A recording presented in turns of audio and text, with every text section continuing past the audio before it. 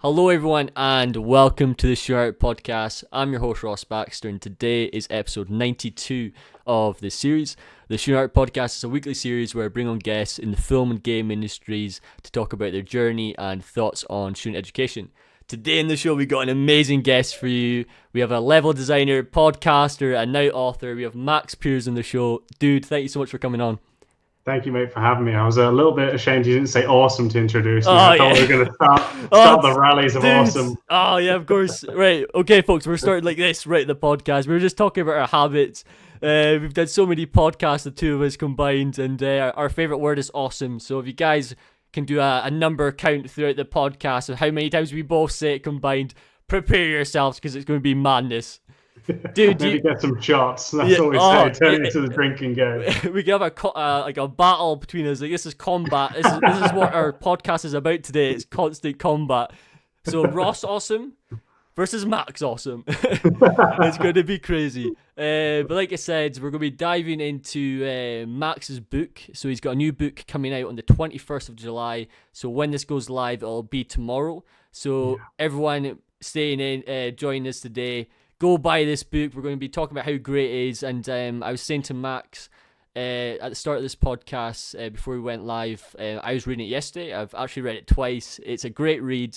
And I'm not just saying that. And we're going to be talking about all the ins and outs of his book and his journey. But first things first, Max, we'll dive into a wee bit of introduction. Tell us a wee bit about yourself and we'll take it from there, man.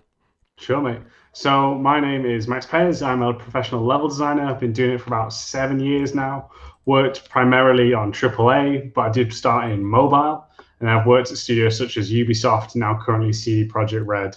And yeah, man, I'm just happy to be here. So cheers again. Perfect. Awesome. I can't wait. This is so good to have another podcast. It makes it so much easier. Just cause it back and forth. So I kind of want to start things off with, like, what made you want to write a book? That's the big question straight away. Yeah, no, it hit me hard. And do you know what, mate? It was a bit of a weird one because I never thought I was going to write a book. It never really crossed my mind so much because of the fact that originally I started writing articles. And growing up, my English teacher, or one of my early English teachers, she, got it into my head, and rightly so. I'm not a particularly good writer. It was something there, and I was like, all right, well, I'll never really write. I got some blogs, and then I was just like, you know what? I want to start a podcast because I think it's better for communication's sake. And then after, I started to grow a bit more on the podcast and on Twitter, people started asking, when are you going to write a book? When are you going to, release a book for us? And it was on my mind for a while. I was like, I don't know. And then the end of last year, I released a mini series about combat that went down very well on Gamma Sutra and leveldesign.org. And people just started approaching me, publishers, about, would I be interested in writing a book? And because for me, the reason I wrote it about combat, and that's why the book is called, the series, just for everyone who will know, is going to be called Let's Design, but the first book is called Let's Design Combat. That's the primary focus of this book. And for me, it was very much about the fact that I was still getting to terms with what makes a great combat space. And there wasn't a great deal outside, or I was struggling to find, maybe some others will know, but I was definitely struggling to find what makes good combat design within level design. And I just thought, you know what, like, why not write about this? It's something that I'm currently learning about. It's something I'm getting better at. And, fill in that void, which I was struggling with. Because I'm sure, like yourself, mate, the reason we do stuff like podcasts and articles, and, you touch about this on your podcast a lot about education, is it's something that I felt we lacked during my educational days when I was growing to becoming a level designer. And so if I can just help, and we've got so many amazing books and they're written by amazing authors, but a lot of the time I find two kind of commonalities. And I'm not saying, these are bad things. These are just things that I've noticed, is that a lot of the level design books tend to be written by more academics, which is great because they're seeing it more from a student side and they present it so well. Or that we find that a lot of level designers, when they're writing about books, because yourself, even in art, there's so many like little topics that makes level design, that makes level art, so many little minutiae in there, to the point where I just thought, well, why not do this where I focus on one topic, make it bite-sized, make it presentable, it's rereadable at any time. And then I'll just kind of expand from there. So I just really, came across like that, mate. That's amazing. So everyone who, if you guys don't know, like I was talking about this on Twitter a while back. I was introducing to them to the book Steal Like an Artist, so the book I was talking to before we went live, and it's like you said, it's a small book. It's condensed, has lots of straight to the point information, and it's so useful just to have handy. Like it's literally hand size. Like I can literally pick it up, and it's so easy to work with, etc. And when you sent me the book across, first of all, like I was saying this to Max early on, like it came across like, first of all, I learned like a whole degree in a small book. It was literally perfect, straight to the point, so many different things, and it gave me that kind of eureka moment I was saying about like people when they go through education or when they're learning something, they'll go, oh wait, it's that simple, and then you realize no, it's not that simple. They've explained it so well that it clicks. So when I was going through the book, like there was no point that I ever got confused. Like everything was just presented so well. Like I love the diagrams that you got going. Like the fact that it's just like the boxes, and then you've got like is it aliens or zombies? Just like these little characters, yeah, mate. Yeah, like they're awesome touch, man. Like what a way to explain it. Like it's so good. Like it's like we'll be diving into all this great stuff. Like I said, folks, you can find all the links in the description, and I'll talk about it non-stop. So let's just get into it. So the book itself is kind of split into 3 chapters. Yeah. So you've got planning, and you've got block out, and you've got iteration as well.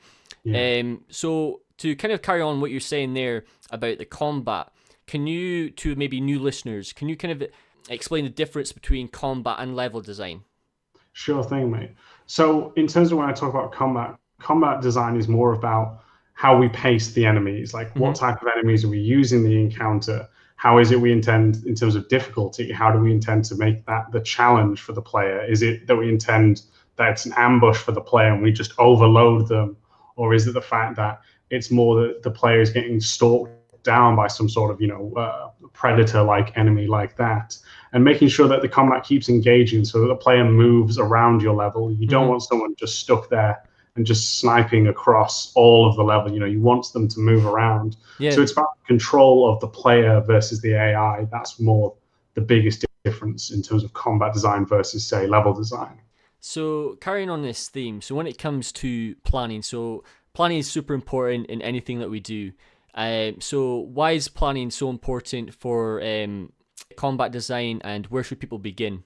So yeah, I'm glad you brought up the way that the book's chaptered through, because I think that's really important too, because the fact that that's how, if you're working on, say, a project, whether it be a game or maybe film, that this is kind of the structure, the bare bones, should we say, on how you should start through. Like you say, you plan correctly, you then actually interact and mold what you're creating, and then you go back, you test, you have it reviewed, and you change it to get it better. And that's kind of one of the reasons why I wanted those chapters to kind of be that structure, because that's how games are made, and that's how you should be treating your own work there. But in terms of like where you should start in planning, mate, to me, it's always about information gathering. So for you, because of the fact that you're a level designer, you're not creating the enemy types. That's not on you. You're using them to the best ability. So you need to speak to your game designers, talking to them about how does the enemies work, what weapons do they have available to them, kind of how far, how fast they can move, how high they can jump, for example. All of these, so you can then build your levels accordingly to match that, as well as gaining information of like maybe what is it you're after, what kind of feel. You might have seen a film that was really inspiring for you. There's a scene in Oldboy which was fantastically directed, because it's basically this guy who's lost his memory and he's trying to find everything what's happened to him again. And he goes into this gang's apartment section, and it's just him with a hammer and like 15 other enemies. And you watch him go, it's almost like they cut out the wall for the apartment, and you're just watching this one shot as all these enemies are coming out of nowhere. Oh, that's cool. Yeah. And it's just like that. So maybe you want to learn, well, how can we do that? How can we make something similar to that? So you can get your metrics right, because the reason that's also cool is because you and I know that a corridor of an apartment is quite tight, but you can fit around about 2 or 3 people, width stood shoulder to shoulder. So you need to make sure it feels the same there. So that way they've got the same movement, because maybe if you have like a certain weapon, it's only going to get hit off the wall. So you want to make sure that weapon doesn't get any interference it's only going towards the enemy. So Yeah. it's elements like that. Or if you want something like the latest Dread film that came out, I think it was like 2016, 2017. Right. Yeah. They get the minigun and they just mow down all these Yeah. people. Like, or maybe you want to create something like that. So you need to see, do you have miniguns like that? How far can they shoot? How many enemies, how many hits does it take to kill the enemy and the player? And like, can you get destructible cover so players have to move? So in terms of planning, man, you need to make sure that you gather all the information from your other teammates, as well as the references. What is it you're kind of going for? What's the themes, the styles? Where is it located? References of how the location is going to be built. So yeah, there's a lot that goes into it, mate. But just gather as much information as you can. Of course. Wow, right, what a start to the podcast. Oh my gosh. Guys, we're just warming up as well. Gee whiz, right? We've only been, 10 minutes in, we're already getting craziness. This is brilliant. So, when it comes to the theme of planning stuff, I understand, obviously, level designers, they got their grey boxes, etc. And there are ways of generating ideas. How do you kind of approach when it comes to, like, creating ideas? What's your kind of approach? Yeah, that's a good question, mate. So for me, I always tell this story just because I think it's so important. When I was working on Division Underground back at Ubisoft, basically I was we were working on, because the Underground, the expansion for Division is procedurally generated. Mm-hmm. And one of the themes of the areas that I was going to build out were the sewers. And I was just starting to block it out. And before I even got like into creating the first block out, my lead comes over and he goes, "Do you know how a sewer works?" I was like, "Well," and he goes, "No." Yeah. So you're not allowed to touch the editor. In 2 days from now, you're going to explain to me how sewers work, and then and only then will I let you block it out. Mm-hmm. I was like, "Oh, okay." And I learned so much about. Am I allowed to swear on this podcast, or is that? On you go, be yourself. So I learned so much about where our shit goes. Yeah. I don't ever want to know anymore. But I learned all of that because it was important to help make a believable sewer system that if you saw these rooms connected, you would know kind of roughly what their process was, kind of how it was all going through the system. And that was really important for me because ever since that point, I've tried to, as much as I can, try to stick to that, like really think, well, how does a system of, maybe we're making a level taking place in a generator. Well, how do the generators create electricity? Yeah. These elements, and you start to get all these reference images as well as watch videos, films, if there's anything that you see takes place in that, maybe other games, and just kind of think about that. Once I try roughly aim for about 50 images or videos that I've seen, something around there. Mm-hmm. I'll then take that, go into PureRef, because I think that tool's great. If someone doesn't have it, grab it. And then I'll kind of dissect and pick through my references. Okay, well, what is it I actually like or don't like? How is it all going to come together? Mm-hmm. So I can kind of get the better look. If anyone is interested more in kind of architecture, do go to archdaily.com. Okay. Because that has like a ton of references in terms of architecture, but it also has the floor plans too. So I get a floor plan as well. And sometimes I don't feel I need to make a brand new blueprint myself. I can just take that, tweak things around so it works for the gameplay. Yeah. And that way I still know architecturally it makes logical sense. So that's, they're kind of elements that I start with, Perfect. Also make sure you know the story, the pacing of it too, because you need to know that. Of course. Naughty Dog are some of the best at, telling narratives through their levels as well. So make sure you're trying to keep up with those guys and girls. Yeah, like that's one thing that I feel, like you said, lots of really interesting points there, and it doesn't just tailor to just level design as well. It tailors to, because level design is an art, and so is obviously, like I said to you at the start, like environment art versus level design, how we have to work together. Same with lighting, characters. Like there's so much things going on, but one of the things that I always feel people tend to struggle with is what you were saying there, is that they don't necessarily understand like the bare bones, as in what's actually happening when it comes to people making architecture, foundations, etc. How to actually build things the correct way, the foundation, how things are textured, you name it. And that then tailors across into level design. Like everything has to make sense. There has to be things there for a reason. And that comes into the planning. And when it comes to this book, there's so many topics that you discuss. I think there's like 7 main kind of themes in the first chapter. And in the second and third chapter, there's so much greatness that we'll talk about today. And I think it's going to be a long one today, folks. So prepare yourselves, because you were saying there about, like, for example, the main elements you talk about in the book for planning is cover metrics, cover buffer. I've never heard of that term before, so that was really interesting learning. And then architecture metrics as well. So to tailor this to the next question, so how does size of combat zones affect the gameplay? So how does this all come together as one? Yeah, mate, it's a really good question on that, because the fact that, like we said, there's so many things to think about.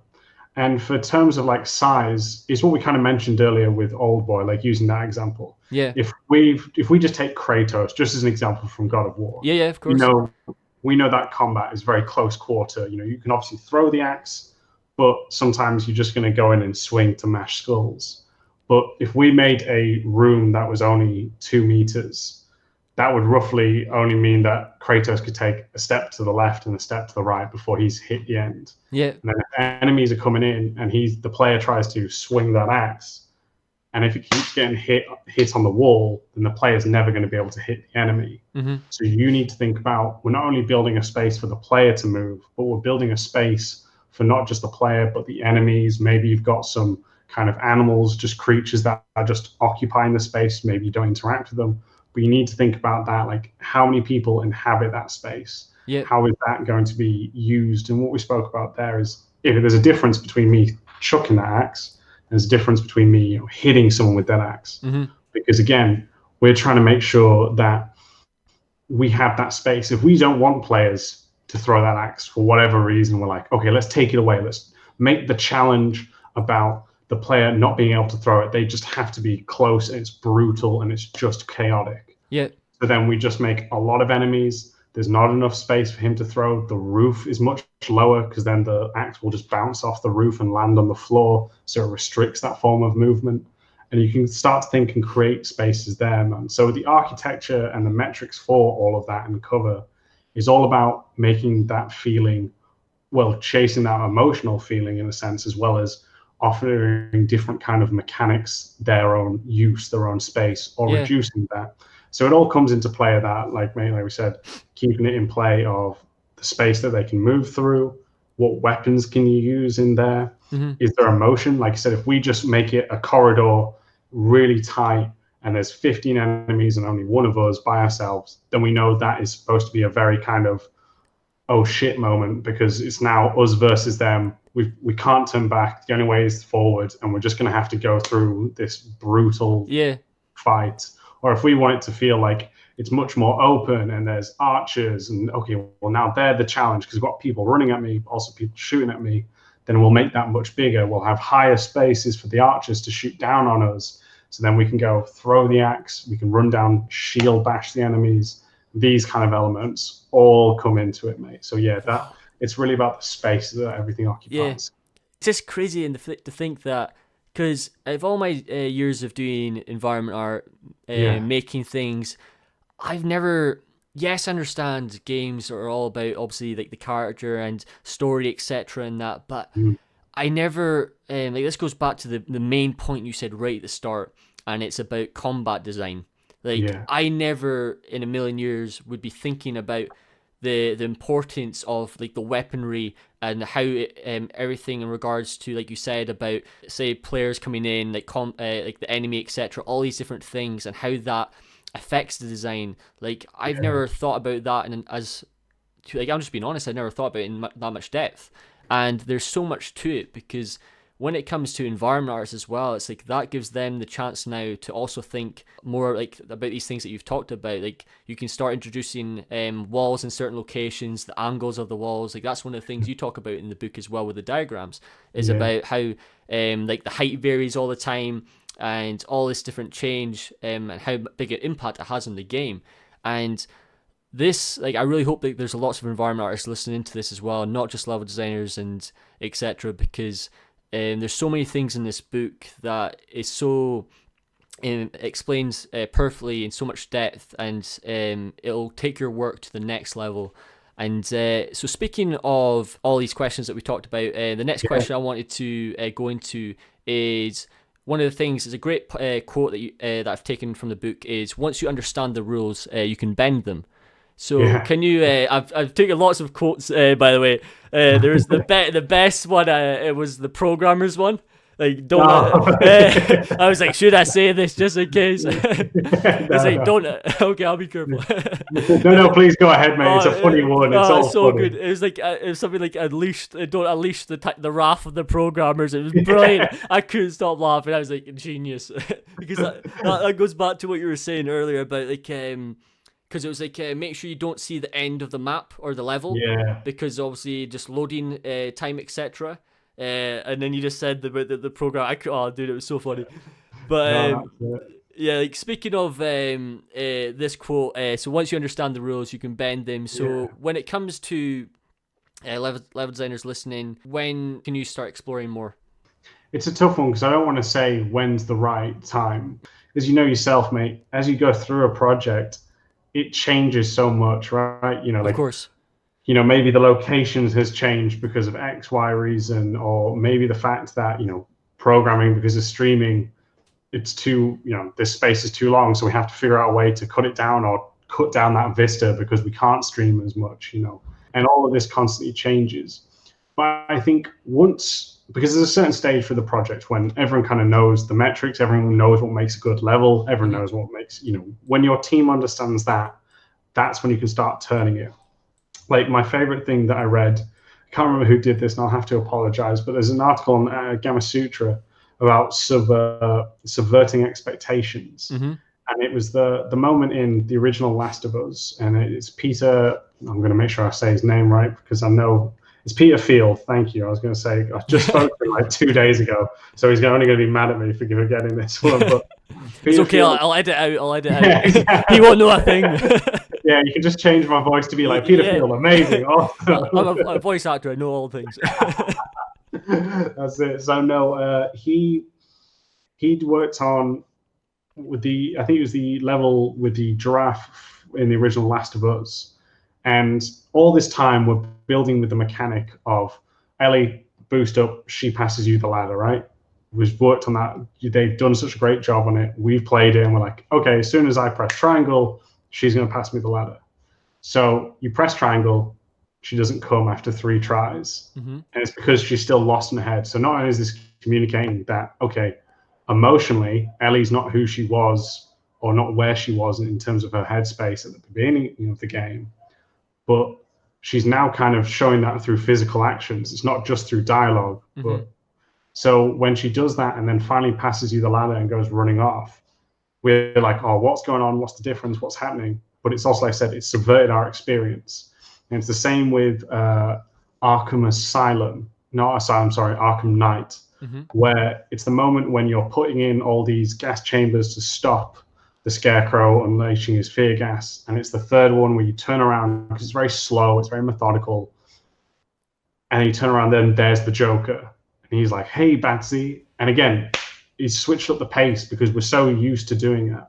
So it's the same thing in level design, where at first we're like, okay, you know, we need 4 meters always for your corridors. That should be the minimum, because not only is the player going to walk through, but maybe some AI gives you a chance to move and, you know, strafe in case there's combat. But there might be a level you go, do you know what? I'm going to make this 2.5 meters because I want it to feel scarier.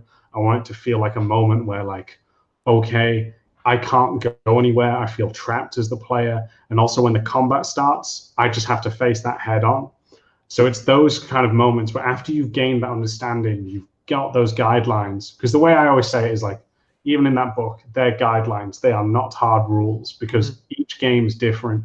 Every kind of experience you're trying to craft will be different too. So once you kind of have that understanding, you and your team have built up, gathered that knowledge and gone, we know what makes a great level. That's when you can start to twist and play with them to kind of make it feel different as well. So it's once you all understand it better, that's when you can start to play with it. Thanks for diving into that. So I guess, like, the next question I could ask is, just to tailor off, is, do you think most students or people who are starting out overcomplicate things, or trying to make, like, the kind of perfect level, or, like, they try to throw so much in at once? Yeah. I will say Now it's been a while since I've obviously been at university. I'm an old man now, so it's You're not old, man. Come on, if you're calling yourself old, dude, then I'm panicking over here, man. Like, I must be ancient then. No, but it's a funny one because one of the things that I think we do, and I say this as myself as well. When I was a student, because again, part of the reason I do the podcasts, the books, the articles, all of that is because I wish I had that information going in. I wish that I could have learned from my mistakes much quicker and grown much faster and become a better level designer for it. Yep. So hopefully, when people pick up the book, they will find information in there so that they don't make the same mistakes I do. But in terms of, like you said, overcomplicating it, yes. One of the things, the errors where I went wrong with my levels is there's moments in your levels called downbeats, where like after you've had these big combat spaces or a challenging puzzle, there's just a moment where you're just walking through your level, just lets the player breathe for a second, take in what's happened, as well as prepare for what's waiting in front of them. A lot of time student works, it's like, hey, so there's combat in this level. Okay, combat all the way through. We're just going to keep fighting enemies. It gets tiring, it gets boring, it becomes repetitive. So you need to make those moments there where you break it down too. And again, it all comes back to what we talked about with research. What's meant to be happening in your level? Is it meant to be in an emotional part? Because if it's not, then you don't need to necessarily worry in terms of making the player feel sad. You maybe just want to make them feel like a badass instead, which is just because you go on a killing spree. But you still want those, like even if you watch or play Gears of War, Call of Duty, all of these games, which is very much about combat so heavily, Doom even, for example, there's still moments where you're still walking for a little bit. It's because they know that the player needs a mental rest before they go to the next one. So yeah, I think we try to put too much in without understanding. It's like if you haven't played ICO, do try play ICO because it's an amazing one. But this is one of their best examples that I've ever seen. Was if you listen when you're playing through the game, there is barely any music. It's all diegetic. You find the sounds, and I hope I use that word in the correct structure. Otherwise, I try to sound fancy. It sounds cool. It sounds cool. Yeah, exactly. Run with it. But when you actually go and do the save point, it plays this beautiful melody.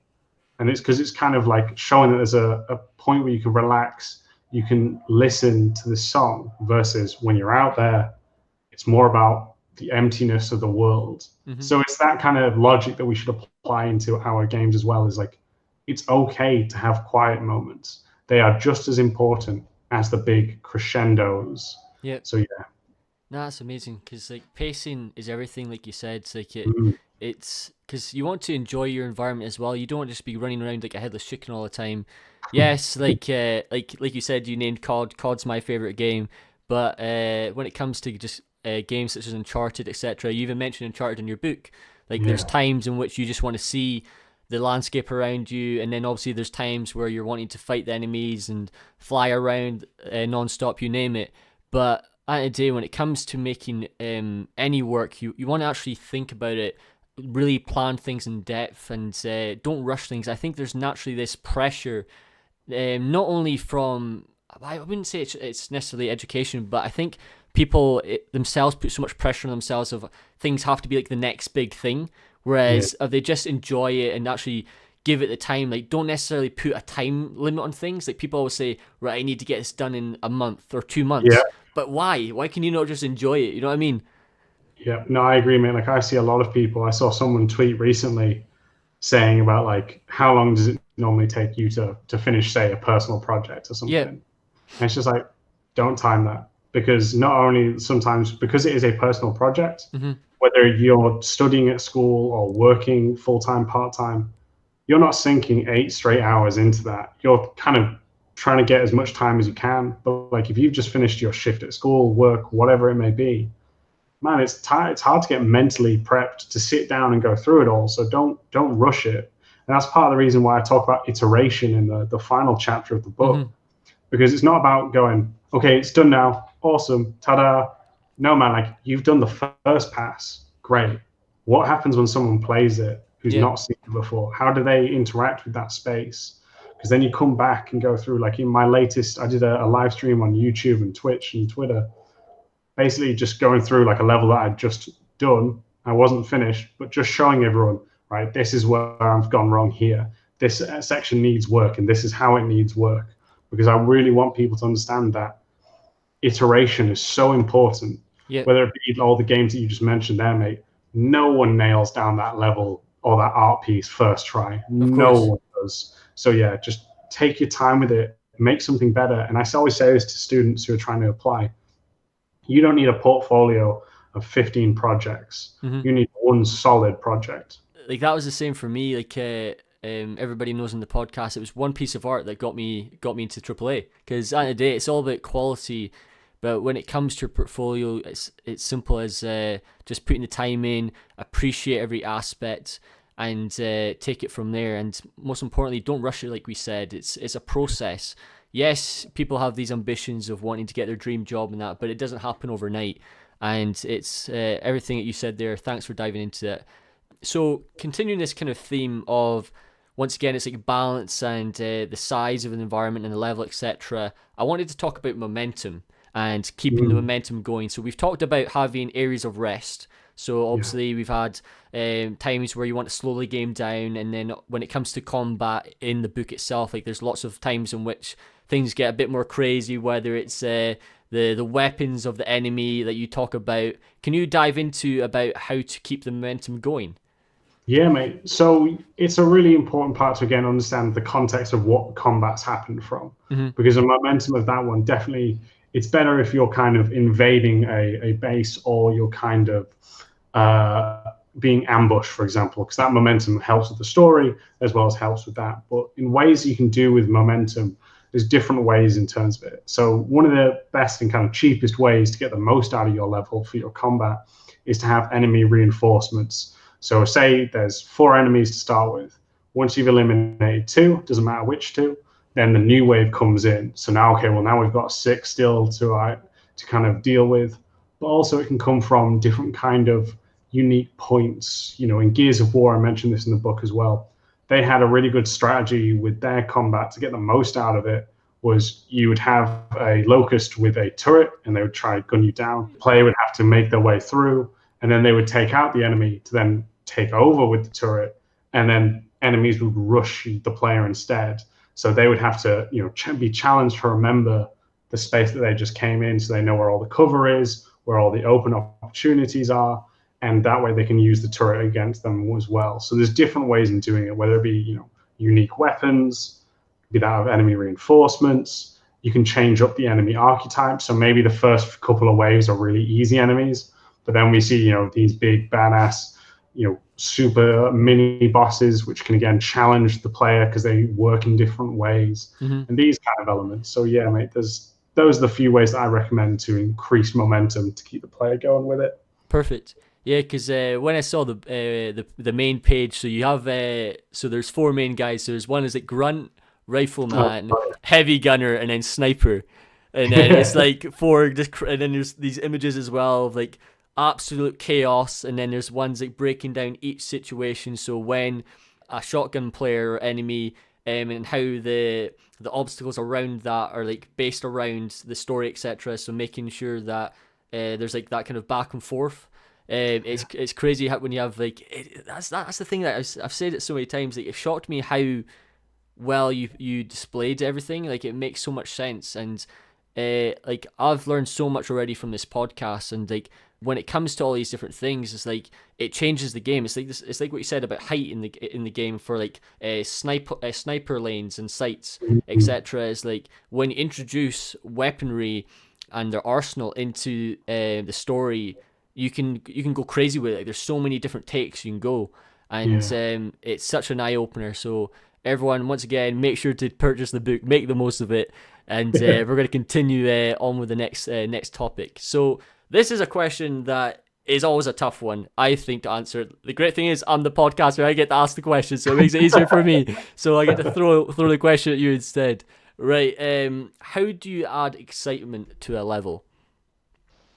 Oh man, that's a really good question. Just because there's so many different ways, right? Like, and I'll try to be generic because it really comes down to your game, right? The game that Yeah. you're working on. Like, it can come in many different forms. We'll talk about just two examples here. Like, think about the excitement of God of War, where you first see the world serpent. That Yep. there was excitement, but like you as a player weren't really doing much because you were waiting in the boat to see that world serpent, and just seeing something so huge can make the player feel excited because like, whoa, if this is the world serpent, what else can I find in here? Or if you compare it to say on something from the Uncharted series, in the very start of Uncharted 2, that train is just dangling off the cliff, so the player has to jump up and make their way up the train there. So that's exciting because you're like, oh, how did we even get in this situation? How are we going to get out of it? Yeah. Or the excitement of, I've just finished Final Fantasy VII, but they have some really nice vistas and views where you're kind of, when you go up to the underplates of the cities where the slums are under, and you just see how wealth really is divided between these two. You can see people just struggling to make ends meet, and there isn't even natural sun there because the plate blocks the sunlight from them. Yet you see these giant lights which would be their sun, and that can be excitement as well. Yeah. Or it can be Horizon Zero Dawn. All of their enemies are designed so uniquely that it's a puzzle to figure out, how do I take out the T-Rex versus, say, the kind of more crab-like creatures. And that's the excitement of figuring out that puzzle. So it can come in many different forms and fashions. It's again about understanding your mechanics, the pace, the story, and then kind of elevating it to one moment and focusing on that. Because we talked about it with the students there. A lot of times, if it's a new mechanic or a new location, all these students are like, pow, pow, pow, pow. Yeah. Here's all the cool new stuff. I haven't had a chance to take in your old stuff yet, let alone see the new stuff in all its glory. So by focusing on kind of one possible subject, mechanic, environment, that can really help to sell the excitement in there and how you twist that. Mario's great where, Game Maker's Toolkit said it the best, which is about them essentially learning a new mechanic, mastering a mechanic, throwing a twist on it, and then giving it the final challenge. It's those kind of elements too. So it's about learning your game and then realizing, well, what can I build those sections around? Yeah. So yeah. Amazing. So once again, one of the things that you said that I found very interesting in the book was when somebody obviously comes into your level, you kind of want to give them a good idea of what to expect. Like, you want them to kind of know what's going to happen at least. And then there's also, once again, going back to the point that we just said there about excitement, etc., is also like the unexpected. So do you think it's just always like, well, I know it's always like a balancing act, but how important do you think it is for people to know, or at least have a understanding of what's going to actually happen? Do you think that's super important? So I think one of the cool things to help with the excitement, for example, is giving it that twist, right? You shouldn't give it for every level, but it's about revealing that information. So if we've shown them, okay, it's let's say it's we're in a bank. I'm like, okay, yeah, like we're in a bank, seems cool, everything is great. We're going to go into the vault and we're probably going to find all this gold, for example. But we get down there and we find like another vault, and when we open it up, it's actually a secret laboratory or something like that. Yeah. That's again where we twist the expectations. They're like, what? How are they doing this? And then it piques curiosity. So it's elements like that, mate, that help to kind of sell. But it's also about maybe you don't show anything at all. Horror games do it so well, where you may know that we're entering like Outlast. You go to an insane asylum, but you're like, okay, like I know that it's an asylum, but it's the characters you meet that are twisting it. That people have gone so crazy, others are like experimenting or hurting one another, and that kinds of twist with it as well. Yeah. So it's about like either show. There's always two ways that I talk about like level design, especially with combat, right?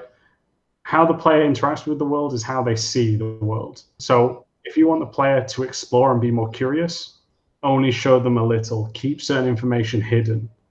If you want the player to feel like they're mastering an area, like say a world like in Overwatch, Rainbow Six Siege, it's about then making sure that they can see a lot of elements to it, because there's different characters. We want to have high vantage points, but then we know which routes that we can master as a player. We know that these are the elements. If I want to get the best headshot, I need to go to the left and up. Or if I need to protect my other players, I just need to go straight down the middle. So it's all about that. It's about understanding what's the purpose. Are we trying to surprise, or are we trying to master? It's all about being tactical, having a reason for everything.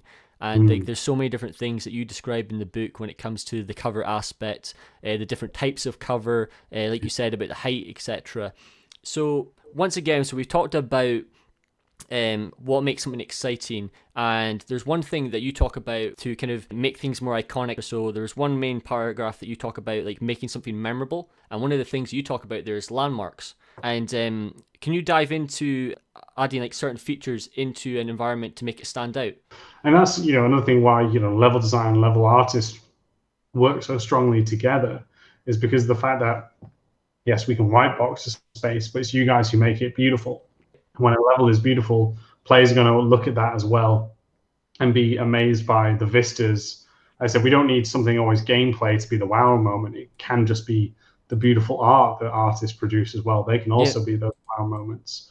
But in terms of, I guess, making a section memorable, one of my friends, Graham Wright, said to me, and it's something I always try to think about. I don't always execute well on. Again, it's something that I need to improve upon as myself. But one of the things that he always mentions and what makes him such a great level designer is he's always thinking, how do I push the crazy? What elements do we understand, and how can we push it further? Like if it's, for example, a museum, for example, and we've got dinosaur fossils. Now, not only is that cool to see, you can make it educational, but maybe if we can shoot down these bones, we can use them as a weapon to take down enemies. Or maybe we need to escape and we have to slide down some of these bones instead. It's these sort of things where you understand where you are, what you've got, but how can you twist it? How can you do something that you're not allowed to actually do in the real world, but can actually do to make your game exciting there? That's something I always think about. Like it goes back to the point you said right at the start. Like it's all about experimenting, trial and error, and seeing what happens. And don't be afraid to give something a go. Your only way you're going to figure out is by trying it. So experiment as much as you can. It goes back to what we were saying about the planning stage and not caring people's opinions, etc. And because you said something really interesting on, I'm trying to remember the podcast. You were talking on a podcast about how some people are actually quite intimidated of like showcasing their white boxing, their grey boxing, etc. I don't know. Like it surprised me. Is like that's like where all the creativity is shown. Like you see so much going on. Like it's not about like necessarily the art. Because art you can add in later on. It's seeing like the routes that you take. Like one of the things you talk about in the book, quote me if I'm wrong, but it's like loops. So is that how you describe it? So like having loops and stuff. If you want to dive into loops, that'd be really interesting because that there's one of the diagrams that you have, and there's like 3 scenarios in the one level that I did not expect, just because you had what's like almost like a getaway path. Yeah. Can you dive into that? Because that was really informative. Sure. So level loops, for those who do not know, level loops are essentially one of the things you don't want to do with your combat is create a frustration where the player hits dead ends. So what you want to do is you want to make sure your space is open enough so the player can get in and out of a section regardless. So if I enter, maybe the combat takes place out on a street and we have 2 buildings on either side. If I get into that building and I've come in through the front door, I need a way out of it so I don't have to come back on myself. Otherwise, it can cause frustration because it's a choke point right off the bat. So you need to have your loop. So essentially, you can come in, you can come out multiple ways, and it'll constantly, like I said, lead you around in a loop, and it'll move you around different sections. And that's the importance of level loops. Awesome. Dude, thank you so much, by the way, for coming on the podcast. It's been a pleasure having you. When it comes to your resources and everything that you do, where can people find you? Yeah, man. Thank you again for having me, mate. It's been an absolute blast. Truly a pleasure. And if you want to get in contact with me, you can first listen to my podcast as well, which I'm sure we're going to have Ross on very soon. Perfect. Which is called Level Design Lobby. You can find that on YouTube, iTunes, Spotify, wherever. You can contact me on Twitter, which is @Max Pears, where I do loads of little level design bite tips. And if you want to email me, you can do so, leveldesignlobby@gmail.com. Amazing. So I want to finish the podcast with one last question because we have you on. So I had to ask you this question. What is your favorite level ever in a game? Is there like a favorite mission, or I'll give you two. I'll let you have some breathing space. The relief in your face there just went, please give me more than one. Please give me more than one. It's, man. So there is one which I'm always blown away. It is Last of Us Left Behind DLC. Mm-hmm. There's this moment where Ellie has to go down into this kind of garage to turn on this generator. And they use this space 3 times. And it's such a brilliant way because you first enter kind of just the ground floor. You're just using the actual floor itself. You then turn on the power, but basically because the area is kind of flooded, there's now electrical sparks going off in the water, so you can't do that. So you now have to climb on top of the cars to move through. Once you kind of clear that, then enemies come into that space. So you now have to use this as a stealth and combat place as well. So the fact that 3 things happen in this one space just like blew my mind, because it's like, how did they think about all of this? So exactly. I've never ever found out who the level designer was for that. So if the level designer hears this, please know that this is one of my favorites. I'd love to know your name just to say thank you for making one of the best inspirational levels for me I've ever seen. That's awesome. And the second one, man, I don't know, like in terms of other like a specific one, but if you ever want masterclasses in level design, the few that I always like, just games in general, is the latest God of War. That was a masterclass in level design. Deus Ex, they do some phenomenal level design there as well. And anything Naughty Dog touches is always you perfect. Can't go wrong with Naughty Dog. No, exactly. So those are 3 of my personal favorites of projects that always teach me something new. Yeah, what an answer. Amazing way to finish the podcast. As always, folks, like I said, make sure to check out all the links in the description. Make sure to purchase this book, because trust me, it's game changing. I learned so much from it yesterday from reading it, and there's so much great diagrams in there as well. So if you guys are maybe trying to decipher what's going on in some of the descriptions, trust me, you won't have any problems in that case. It makes so much sense. And where can they find them? So where can they purchase the book? Sure, mate. So we'll be giving you links for you to check out as well. But in case you want to hear it through my smooth jazz voice, you can find the digital copy on gumroad.com/level design lobby. Or if you do want to purchase a physical copy, you can do that on the Lulu bookstore. Now, this will be available such places like Amazon as well. Mm-hmm. But if you really want to support me, because as I said, I want to turn this into a series, not just a one-off, those 2 spots, Gumroad as well as Lulu bookstore, are the best places to buy it, just because more of the money comes back to me so I can reinvest it into the next book for us all.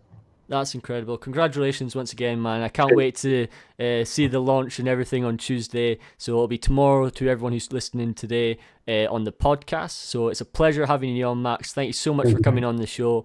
As always, folks, if you guys are new to the podcast, don't forget to subscribe. Smash the like button, as always, really helps the channel grow. And with that said, folks, we will see you guys in the next episode. Bye for now.